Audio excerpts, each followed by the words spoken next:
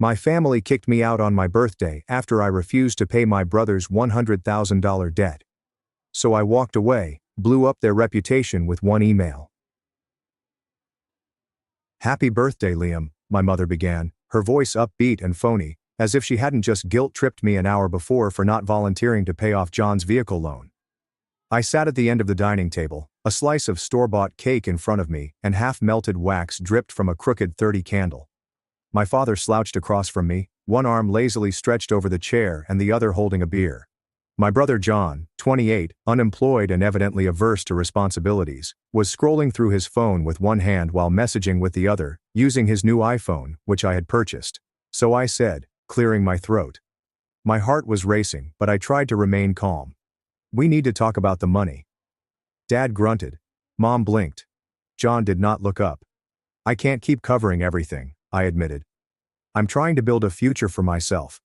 I've been paying the mortgage here, covering utilities, groceries.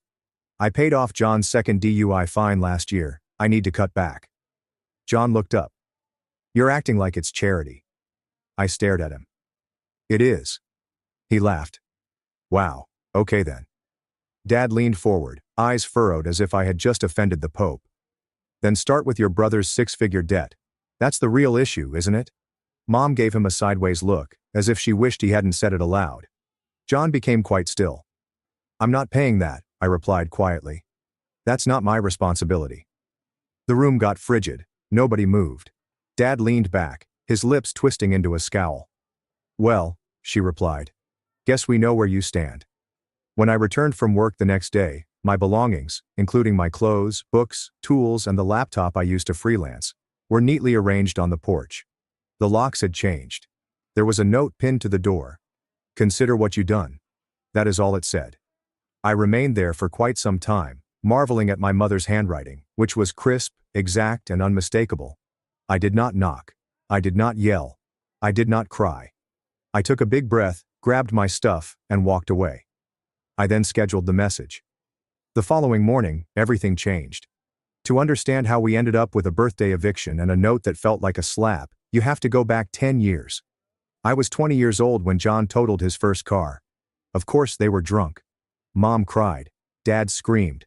And I, the golden oldest son with a steady job and no record, paid the tow fee and gave him a $3,000 loan for repairs. He never repaid it. It was supposed to be a one-time occurrence, but it somehow established a pattern. When John dropped out of college, it was my responsibility for not assisting him with his studies. When he lost 3 jobs in a year, I received a lesson on how some people simply struggle more. When he overdrafted his account, Mom would call me, soft and guilt-ridden. "Liam, sweetheart, he's your brother. Can't you just cover it this once?" I always did.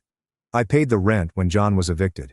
I paid the insurance for his car, which he drove to parties while I walked to work. I bought groceries, paid our parents' property taxes when they fell behind, and still managed to pay for night classes to earn my electrical system certification. All the while, John spent his days in the basement, working on music and doing nothing productive. What is the worst part? He did not even pretend to be grateful. He acted as if it was owed to him. "Liam's doing great," he'd add, waving his hand as if I were a faceless ATM. "He's got it. That's what big brothers are for." My parents ate it up. I could have moved out. But every time I mentioned it, Mom would get teary-eyed and say, "This house only feels like a home with you in it." Dad would remark, "Don't be dramatic," and remind me that I only paid a percentage of the costs, such as the phone plan, which wasn't enough.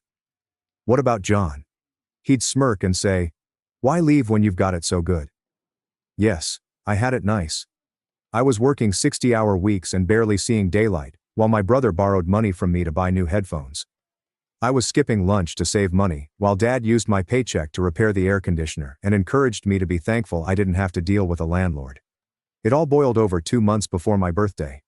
I had just gotten home from a 14-hour shift when I saw John preparing a party. My gaming PC, which I had built piece by piece over 5 years, was set up in the living room and connected to his sound system. His friends had passed out on the couch. Beer bottles cluttered the floor. My keyboard was sticky. I did not yell. I just unplugged everything and returned everything to my room. The next morning, Mom gave me a lecture. "You embarrassed him," she continued, her tone caustic. "His friends saw you storming around like a maniac." "They were using my stuff," I explained. It's not just your house, she retorted. Everything here is shared. The term shared struck me like a slap. Shared like the mortgage I paid, the groceries I purchased, and the electricity payment that physically came out of my account. That night, I reviewed my finances. I was really near. With just a few more months of savings, I'll be able to leave for good this time. Then John had a wonderful new business idea: cryptocurrency trading. He invested $25,000 from his school loans, which he had no intention of repaying, and lost everything in 2 weeks. He blamed the app, the market, and his buddies. He then turned to me. "You could spot me 10 grand, he remarked, as if he were requesting a ride to the shop. Just to get me back on track." I laughed. And for the first time in years I declined. That's when the tone changed. I wasn't dependable anymore. I was selfish, ungrateful, elitist. "You think you're better than us now?" Dad inquired one night after supper. "Just because you've got a little money in the bank?" "I'm not better," I said. "I'm just tired." The next morning, John sent a tweet that he assumed I wouldn't see. It said, "Some people only give when they believe they can control you. Cut them off and let their true face appear." He received over 300 likes. I didn't say anything. Then came my birthday, and I foolishly and naively believed that we may be able to keep things amicable. A calm dinner. A tiny cake. There's no drama. Instead, I faced an ambush. Dad kept his eyes on me the entire time, daring me to bring up money. John is cracking jokes about how I should open my trust money, which does not exist. Mom smiled too brightly, as if she could keep everything under control with enough forced enthusiasm. The dam broke when I eventually declared, "I can't keep paying for everything." "Then start with your brother's 6-figure debt," Dad remarked, not as a joke or a challenge but as an expectation. And when I replied no, they did not dispute. They simply threw me out like rubbish. But they made a mistake. They forgot who taught me to be silent, to be patient, to never react. This time, I had a plan. I did not respond to their note. I did not knock. I did not text. Did not cry.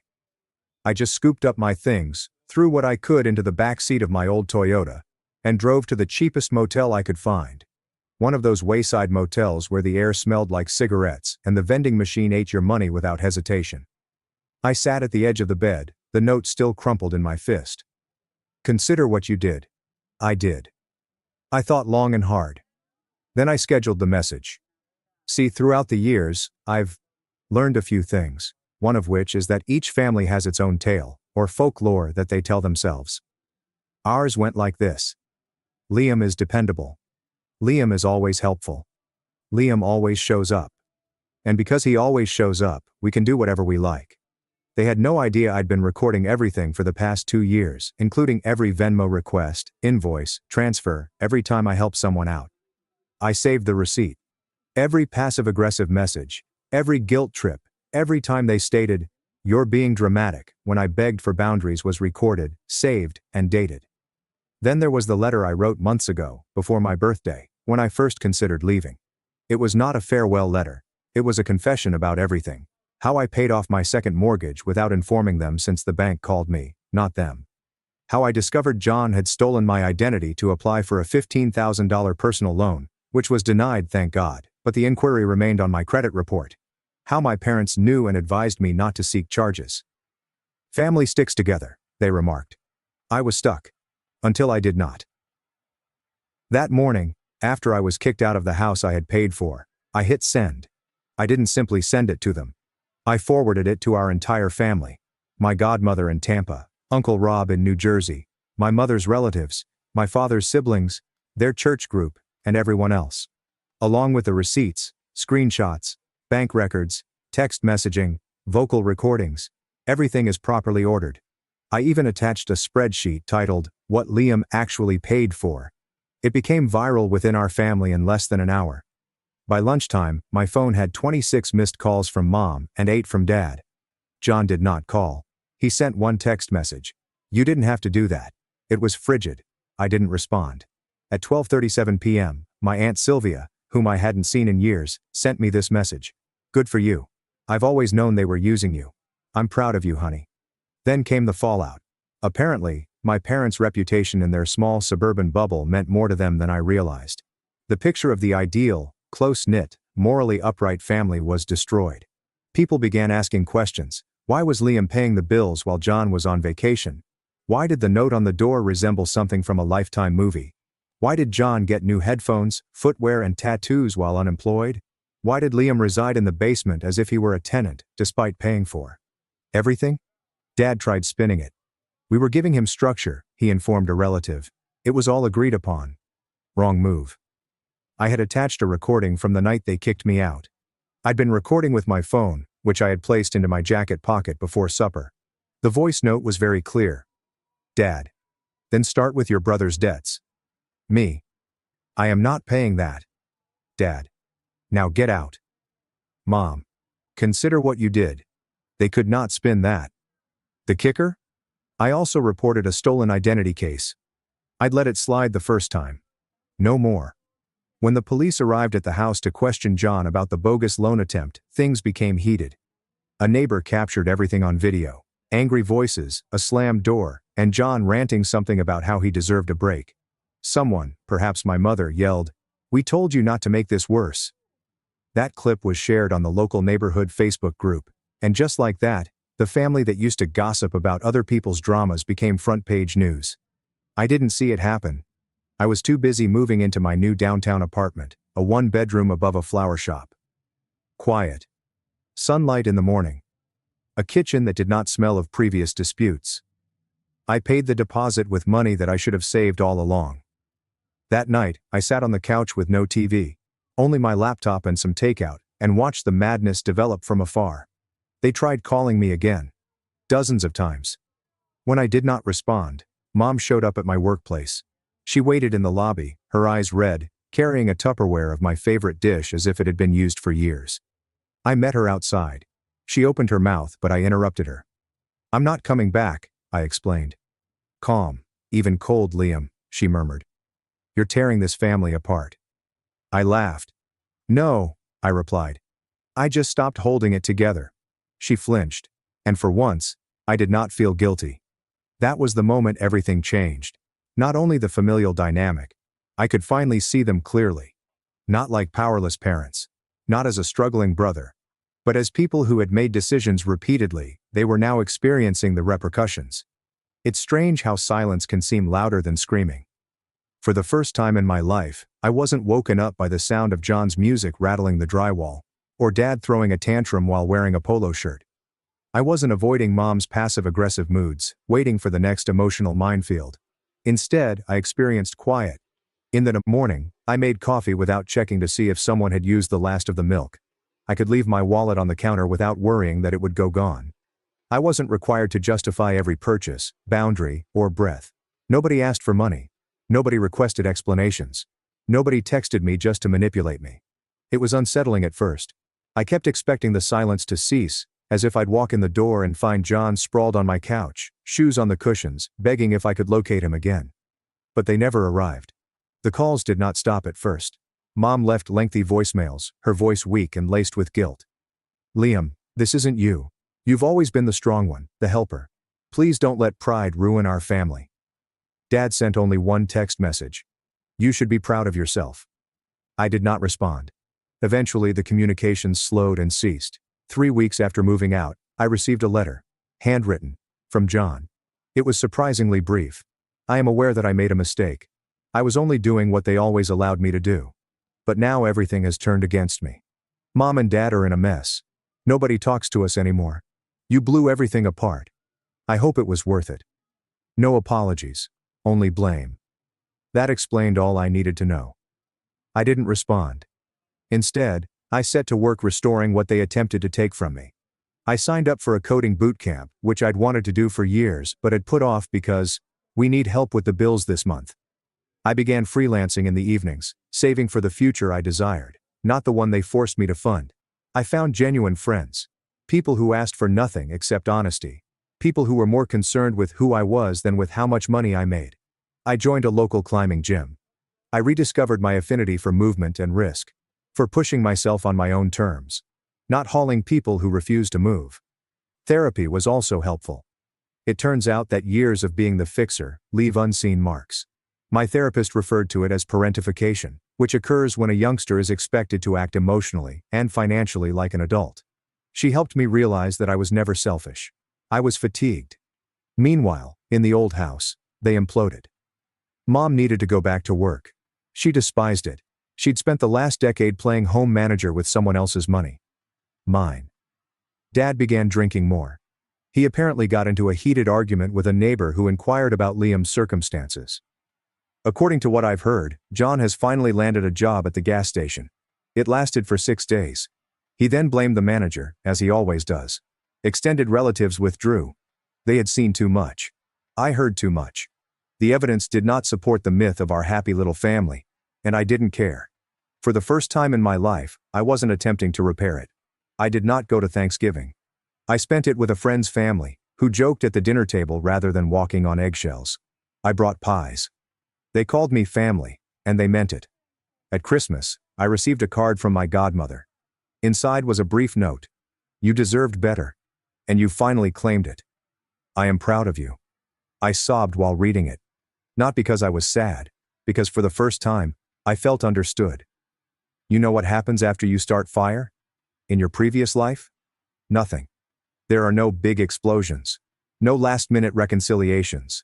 Just silence. And it is the most beautiful thing I have ever heard. For the first time in 3 decades, my phone did not ring with guilt-inducing texts or last-minute money pleas. There were no urgent calls about John losing his license, Dad needing help with his taxes, or Mom crying because we no longer feel like a family. They expected me to crawl back. They always have. They assumed I'd feel guilty. They expected me to feel alone. But this is what happened. I felt free. I could breathe. I could stand in my own space, which I had paid for, furnished and cleaned, without fear of someone stealing my food, taking my keys, or threatening my future. I'd been carrying my family on my shoulders for so long that I forgot how it felt to walk erect. To live for oneself. To be unnecessary. They used to refer to me as the family's backbone. No, I was the fuse. And now that I'm gone, the fire they kindled around me can only spread back to them. 2 months after the incident, I ran into John. Of course, it was in a petrol station. He was behind the counter with a crooked name tag. Eyes are sunken. He still had that phony swagger, but it looked worn out, like a poor imitation of a better version of himself. Liam, he answered, smirked. Didn't expect to see you in town? I just nodded. He leaned in. You know you really screwed things up for them, right? I blinked. You mean when I stopped paying your debt? He shrugged. They're still dealing with the fallout. You really made a mess. I looked him dead in the eyes. You're mistaking me cleaning up my life for ruining yours. Then I paid for my gas and left him gaping at the door, as if he couldn't believe the ATM had walked away. He still doesn't understand it. Neither of them do. Because people like John do not learn from the repercussions. Not till the funds run out. The spotlight fades. And I'm not going to remain around to see how that lesson plays out. Here's what no one tells you about leaving a dysfunctional family. The distance is not what hurts. It is the understanding that you have never been loved unconditionally. You were useful. Valued for your silence, sacrifice, and bank account. But love without respect is not love. It is leverage. So, when people ask, would you ever speak to them again? I do not hesitate. Because I finally value myself more than their approval. I used to want their affirmation as much as oxygen. Every good grade, every promotion, every loan I repaid. A fervent hope that this time they would notice me. However, they only saw what I could do for them. Never knew who I was beneath it. I now see myself. A man paid off 3 mortgages that were not his. A man stayed up late to tutor his brother, who never tried.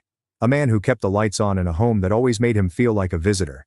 And finally, a man declared, no more. I created a new life from the ground up. This time, the basis is not based on guilt or responsibility. It is serene. It is a decision. It is my. I spend my weekends hiking, reading, and attending classes. I'm learning photography, which I've been putting off for years due to other pressing financial obligations. I'm dating someone who does not need saving. Who asks about my day. Who doesn't call me selfish for setting boundaries. Sometimes late at night, I lie in bed and reminisce about the youngster I used to be.